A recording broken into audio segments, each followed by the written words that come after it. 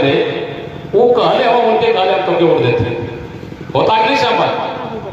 तो आप अपनी बाणी भाषा से जो वोट नहीं मिलने वाला उसमें से भी 4 वोट बढ़ा सकते हैं, और अगर बोल भाषा गड़बड़ रहेगी तो जो आपका मूल वोट है उससे भी 2-4 वोट आप कम कर। तो साथियों, लड़ाई बहुत बड़ी है और लोकतंत्र सबका तंत्र है, सारे लोगों से मिलकर के बनता है। किसी को भी अपने काम से, अपने वाणी से, अपनी जुबान से दुखी मत करिए। बहुत बड़ी लड़ाई है, अखिलेश यादव की अकेली बस की लड़ाई नहीं है, जब तक कि जनता साथ खड़ी नहीं होगी। अखिलेश जी का जब कारवां चलता था 4:30 बजे शाम को गाजीपुर से चले थे, दिन भर सरकार ने रोक रखा था उनका, कब उनकी रथ यात्रा आगे नहीं बढ़ने दिया। 4:30 बजे उनकी रथ शुरू हुई थी और लखनऊ पहुंची थी 4:30 बजे भोर में। जिधर देखिए उधर सैलाब। आप लोगों ने फखरुद्दीनपुर में सेवा किया था, हाईवे पर इतना बड़ा मजमा, चारों तरफ से जनता ही जनता, जिधर जाइए सुल्तानपुर में, सागर में, जौनपुर में, जहां जाइए, फैजाबाद में, अम्बेडकर नगर में, चारों तरफ गाजीपुर, आजमगढ़, जिधर जाते थे जनता का सैलाब दिखाई देता था, चारों तरफ मूड़ियां मूड़ी दिखाई देती थी। लेकिन बेईमानी करके वो से हरा दिया कि नहीं हरा दिया? हमारी सरकार नहीं बनेगी। इसलिए साथियों, एक वोट की चौकीदारी होनी चाहिए और मंसूबा मजबूत होना चाहिए। इसलिए कि सवाल आपकी अपनी जिंदगी का नहीं है, सवाल आने वाली पीढ़ियों का है।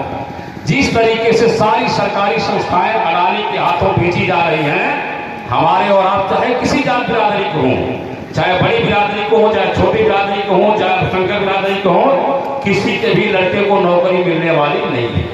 आपने देख लीजिए, आपका बिहार बगल में है, 1.25 लाख लड़के लड़की उत्तर प्रदेश के जाकर के बिहार में मास्टर हो गए, अध्यापका हो गए।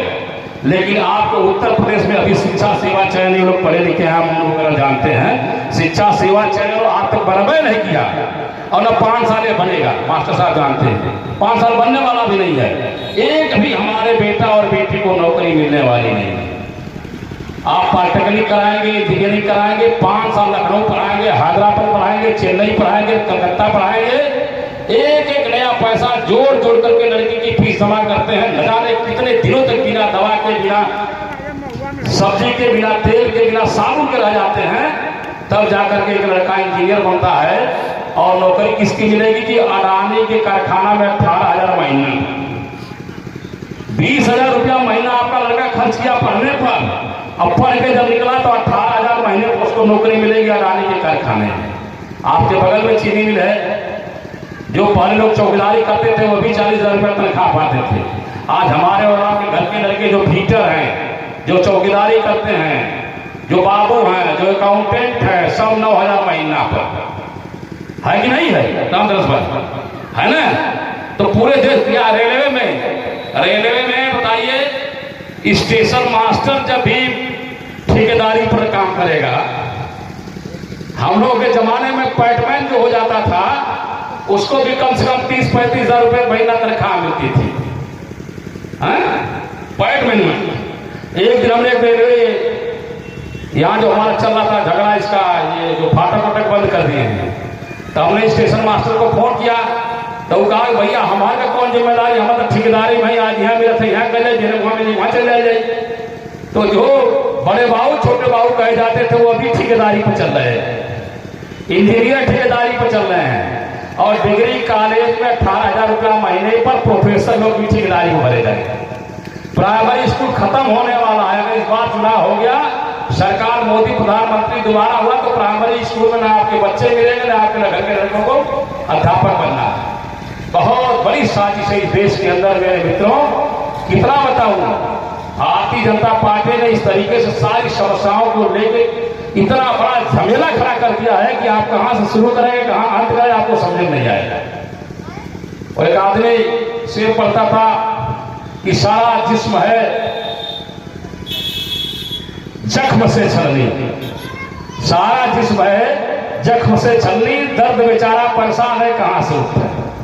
चारों तरफ जब घाव है घाव, तो कौन है घाव का चर्चा करेगा? तो बहुत बड़ा खतरा है साथियों। 22 में अगर सरकार को आप नहीं हटा पाए तो हमको और आपको आगे नौकरी चाकरी रोजगार कुछ मैसर होने वाला नहीं है। सारी चीजें अडानी अंबानी की हो जाएगी। इसलिए राष्ट्रीय अध्यक्ष जी के निर्देश पर हम लोग किसी तरीके से कोई पब्लिक मीटिंग नहीं कर रहे हैं, बल्कि अपने प्रभारी साथियों को, जो नेता साथी हैं, जो सामाजिक हैं, जो चलते फिरते हैं, जिनका गांव में मान सम्मान है, सबको इस तरह से बुला करके एक चर्चा चलाने का क्रम हम लोगों ने चलाया है।